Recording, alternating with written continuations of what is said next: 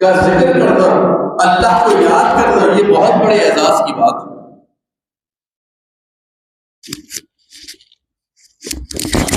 اور یہ اعزاز ہر ایک انسان کو نصیب نہیں ہوتا۔ یہ تو بہت ہی خوش نصیب لوگ ہیں جو اللہ کی مساجد کے اندر داخل ہوتے ہیں، اللہ کی عبادت کرتے ہیں، اللہ کا ذکر کرتے ہیں، اللہ کو یاد کرتے ہیں، یہ بڑے خوش نصیب۔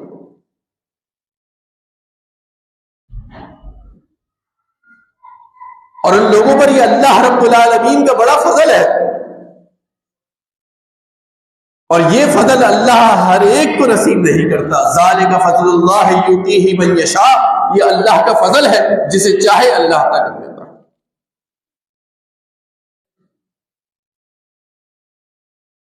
سیدنا ابو سعید خدری رضی اللہ تعالیٰ عنہ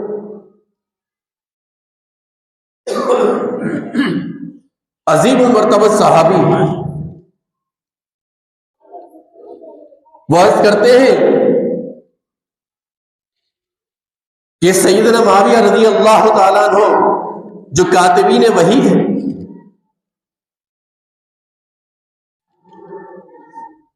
وہ ایک موقع پر مسجد میں کچھ لوگوں کو دیکھتے ہیں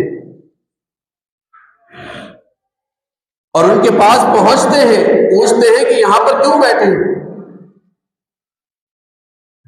وہ عرض کرتے ہیں کہ ہم اللہ رب العالمین کا ذکر کرنے کے لیے یہاں پر بیٹھے ہیں،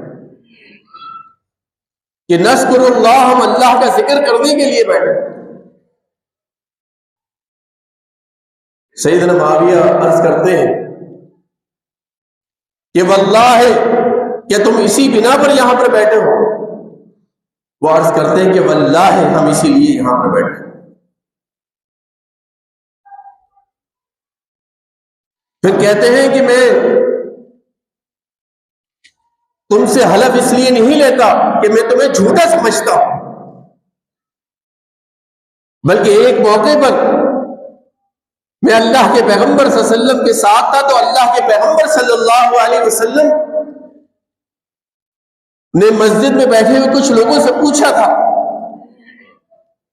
کہ تم لوگ یہاں پر کیوں بیٹھے ہو؟ انہوں نے عرض کہا کہ اللہ کے پیغمبر صلی اللہ علیہ وسلم نذکر اللہ ونحمدہ، کہ اللہ کے پیغمبر صلی اللہ علیہ وسلم ہم یہاں پر اس لیے بیٹھے ہیں کہ ہم اللہ رب العالمین کا یاد کریں، اللہ کا ذکر کریں، اللہ کی تعریفات کریں، اور اس بات پر کہ اللہ رب العالمین نے ہمیں اسلام جیسی ہدایت سے نواز پر ہم پر احسان کر دیا کہ اس نے ہمیں اسلام جیسی ہدایت سے نواز دیا، یہ اللہ کا ہم پر احسان ہے۔ اے اللہ کے پیغمبر صلی اللہ علیہ وسلم ہم اس لیے بیٹھے، یعنی مسجد میں بیٹھنے کی کوئی اور غرض و غایت نہیں تھی، صرف اللہ رب العالمین کو یاد کرنا تھا، اللہ کا ذکر کرنا تھا۔ اللہ کے پیغمبر صلی اللہ علیہ وسلم نے فرمایا کہ واللہ کیا تم اسی لیے بیٹھے ہو؟ وہ عرض کرتے ہیں کہ اللہ کے حبیب جی ہاں ہم اس لیے بیٹھے۔ پھر نبی علیہ الصلوۃ والسلام عرض کرتے ہیں کہ میں اس لیے تم سے حلف نہیں اٹھواتا کہ تمہیں جھوٹا سمجھتا ہوں،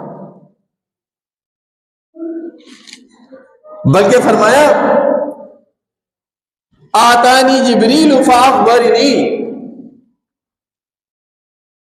کہ ابھی ابھی جبرائیل امین نے مجھے یہ خبر دی ہے، مجھے یہ اطلاع دی ہے کہ اللہ رب العالمین تمہارا ذکر کر کے، تمہارا نام لے کے اللہ رب العالمین فخر محسوس کر رہا ہے۔ ان فرشتوں کے درمیان تم پر فخر کر رہا ہے اللہ رب العالمین. تو یہ عبادت کوئی معمولی عبادت نہیں. اللہ رب العالمین کے گھر کے آگے گھر میں بیٹھ کے اللہ کا ذکر کر لیا جائے، اس سے بندے کے درجات کے اندر اضافہ ہی ہوگا.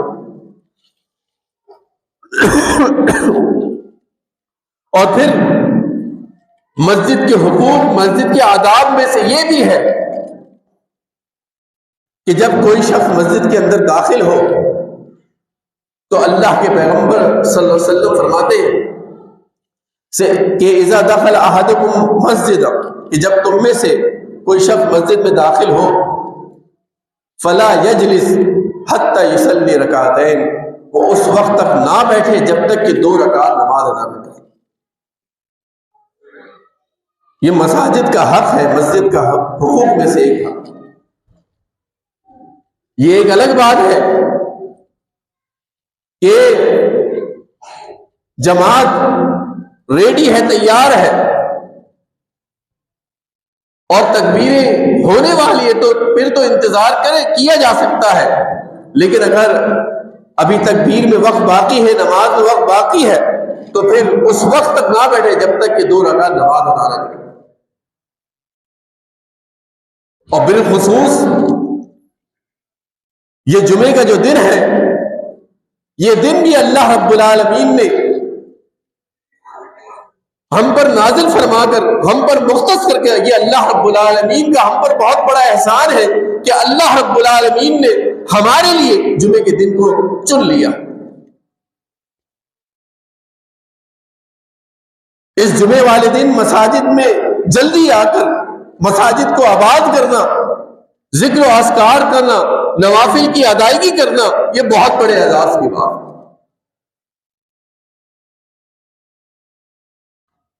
حدیث میں آتا ہے کہ اللہ کے پیغمبر صلی اللہ علیہ وسلم فرماتے ہیں کہ نبی علیہ الصلوۃ والسلام ایک موقع پر خطبہ ارشاد فرما رہے تھے. حدیث میں آتا ہے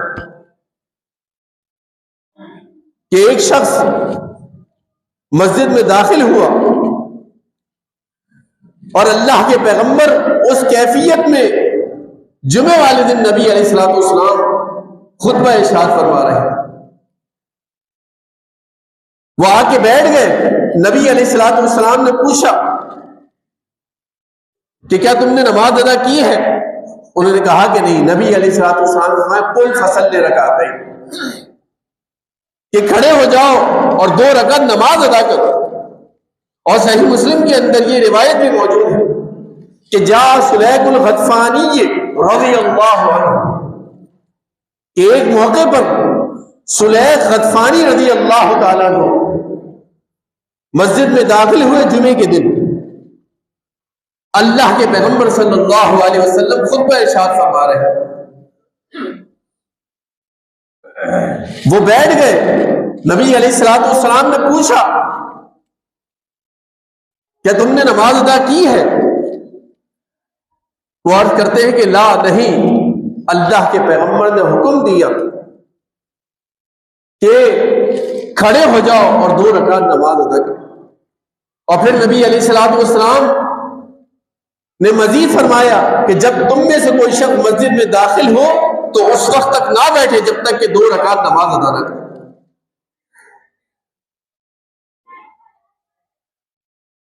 تو یہ آداب مسجد میں سے شامل ہے، آداب مسجد میں شامل ہے. اسی طرح حدیث میں آتا ہے کہ جناب سلمان فارسی رضی اللہ تعالیٰ عنہ جلیل القدر صحابی ہیں. وہ عرض کرتے ہیں، یہ وہ عظیم الشان صحابی جو فارس سے اللہ کے پیغمبر صلی اللہ علیہ وسلم کی خدمت میں حاضر ہوئے،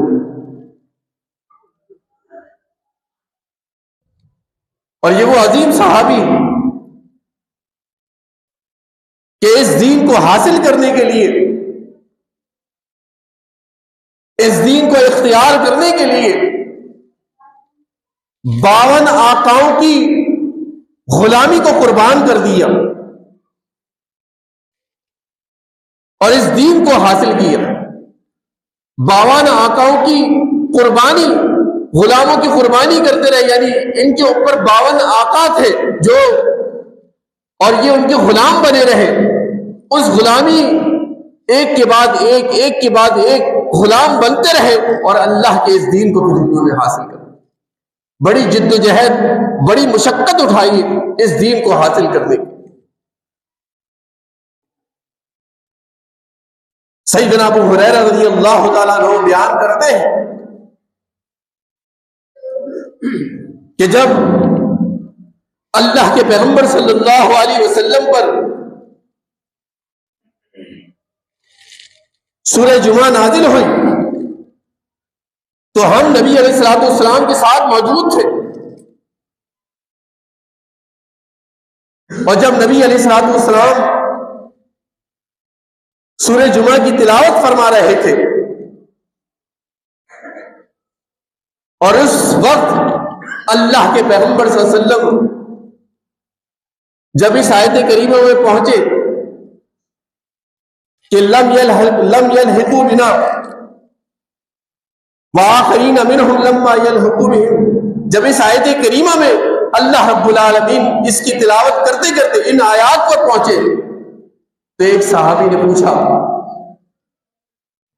کہ اللہ کے پیغمبر صلی اللہ علیہ وسلم کہ من ہؤلاء، کہ اللہ کے پیغمبر یہ لوگ کون ہیں جن سے ہمارا ابھی تک لکھا نہیں ہوا؟ اللہ کے پیغمبر صلی اللہ علیہ وسلم خاموش ہو، نبی علیہ الصلوۃ والسلام خاموش ہو گئے. راوی کہتے ہیں کہ جناب سلمان فارسی رضی اللہ تعالیٰ عنہ اللہ کے پیغمبر کے قریب تھے.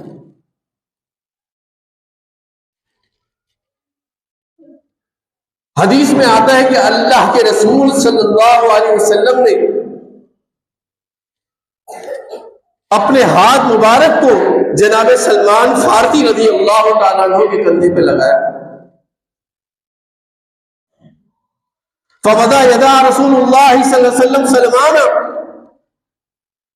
اللہ کے پیغمبر صلی اللہ علیہ وسلم نے اپنے ہاتھ کو سلمان فارسی رضی اللہ تعالیٰ عنہ کے اوپر رکھا اور فرمایا کہ لو کان الدین بالسریۃ لتناولہ من ہؤلاء الرجال او کما قال رسول اللہ صلی اللہ علیہ وسلم. اللہ کے پیغمبر صلی اللہ علیہ وسلم نے فرمایا کہ اگر یہ دین سریہ ستارے پر بھی ہوتا تب بھی یہ لوگ وہاں سے اس دین کو حاصل کرتے. یہ فارس والوں کی اللہ رب کے پیغمبر صلی اللہ علیہ وسلم نے شان بتائی، جناب سلمان فارسی کی فضیلت بتائی. تو یہ عرض کرتے ہیں کہ جو شخص، یہ جمعے کے آداب ہے، مسجد کے آداب میں سے ایک آداب ہے کہ جمعے والے دن جب انسان مسجد کے لیے روانہ ہو تو پھر کیا کرے؟ نبی علیہ الصلوۃ والسلام فرماتے ہیں، جناب سلمان فارسی فرماتے ہیں کہ اللہ کے پیغمبر نے فرمایا کہ جو شخص غسل کرتا ہے اور اچھی طریقے سے طہارت حاصل کرتا ہے، پھر اپنے گھر والوں میں سے کسی کی خوشبو لگاتا ہے اور تیل لگاتا ہے اور مسجد کی طرف روانہ ہوتا ہے، مسجد میں داخل ہوتا ہے، کسی کو ہٹائے بغیر وہ مسجد میں پہنچتا ہے، 2 رکعت نماز ادا کرتا ہے خاموشی سے، یعنی جتنی میسر ہو سکے نماز ادا کرتا ہے، خاموشی سے خطبہ سنتا ہے. اللہ کے پیغمبر فرماتے ہیں کہ ایک جمعے سے لے کر دوسرے جمعے تک اللہ رب العالمین اس کے سارے گناہوں کو معاف کر دیتا ہے. تمام گناہوں کو اللہ تعالیٰ معاف کر دیتا ہے. تو یہ تھوڑی سی محنت اور مشقت، لیکن آپ غور کیجیے کہ اللہ رب العالمین نے کتنا، اللہ رب العالمین نے ثواب اور اجر رکھا ہے، کتنی فضیلت رکھی ہے. صحابہ کرام رضوان اللہ علیہ اجمعین تو حدیث میں آتا ہے کہ نماز فجر کے بعد مساجد کے لیے روانہ ہو جایا کرتے تھے کہ جمعے کے دن کی اتنی اہمیت اور فضیلت ہوا کرتی تھی. اور ان مساجد کا ایسا ادب اور احترام کیا کرتے تھے۔ تو میرے بھائیوں میرے دوستوں، یہ مساجد کا ادب اور احترام ہے کہ انسان 5 وقت مسجد آئے، باجماعت نماز ادا کرے، اللہ کی عبادت کرے، اللہ کا ذکر اذکار کرے، اور بالخصوص جمعے والے دن اپنی حاضری کو یقینی بنائے اور کوشش مکمل کرے۔ اجر و ثواب حاصل اگر کرنا ہے تو اس کے لیے ضروری ہے کہ انسان اس وقت مسجد میں پہنچے کہ جب اذان نہیں ہو، اذان سے پہلے پہلے مسجد میں آ جائے۔ جب انسان ممبر پر آنے یعنی خطیب کے ممبر پر آنے سے پہلے پہلے مسجد میں داخل ہوتا ہے تو اللہ رب العالمین نے اس کے لیے بڑے اجر و ثواب اللہ رب العالمین نوازتے ہیں۔ اور ایک حدیث میں آتا ہے کہ نبی علیہ الصلوۃ والسلام فرماتے ہیں کہ فرمائے کہ اس کو روزوں اور تہجد کا اجر و ثواب ملتا ہے، اتنا اللہ رب العالمین نے اجر رکھا ہے۔ تو میرے بھائیوں میرے دوستوں، جمعے کے حوالے سے کوشش کریں، محنت کریں۔ جہاں دیگر معاملات میں آپ مشغول ہوتے ہیں تو نماز کے حوالے سے، خطبے کے حوالے سے جد و جہد کریں، وقت نکالیں اور خطبہ شروع ہونے سے پہلے پہلے مسجد میں تشریف لائیں تاکہ اللہ رب العالمین کی خاص فضیلت حاصل ہو سکے۔ اللہ رب العالمین سے دعا ہے کہ اللہ تعالیٰ ہمیں عمل کی توفیق نصیب فرما دے۔ وآخر دعوانا الحمد للہ رب العالمین۔